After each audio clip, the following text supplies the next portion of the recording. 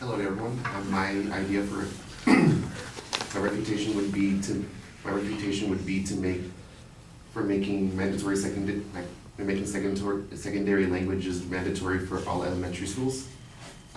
While the idea is well supported, I'm here to discuss that there are some disadvantages to doing so when it comes to both learning at a young age, conversing with a different crowd, and basically the neurological effects of doing so. My first effect would be that there is proof that basically learning a language past the age or at the age of 10 or past high school is just as effective as learning as a young age.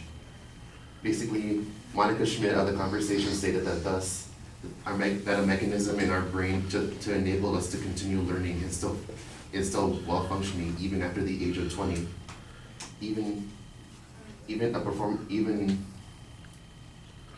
Even Chacon Smith published that MIT students have performed experiments between monolinguals and those who are basically continue learning in high school, and stated that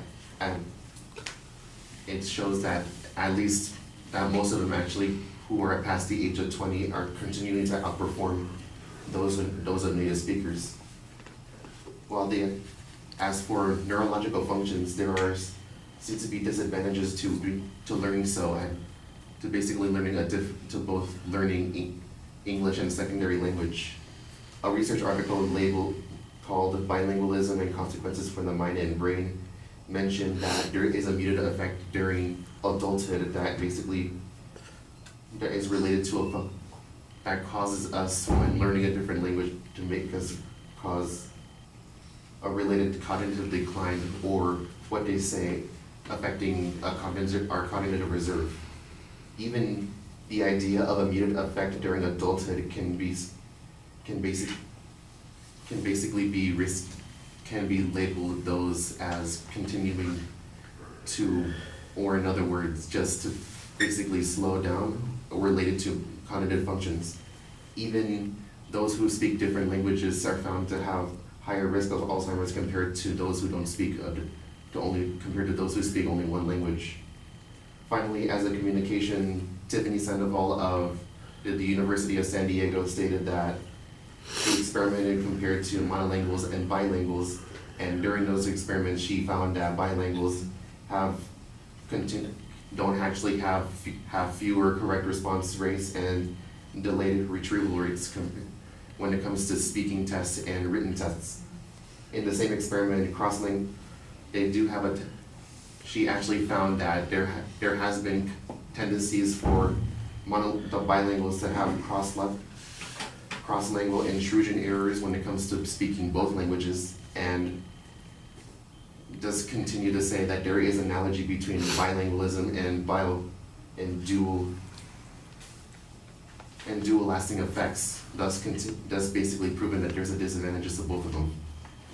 Thus, although the benefits have been proven most of the time, that learning bilingualism should be beneficial for all of us, though there is evidence to say that otherwise it may or may not be beneficial to us. Only time will tell, as we haven't exactly researched the disadvantages to doing so, and basically we'll just see what happens to all. Thank you.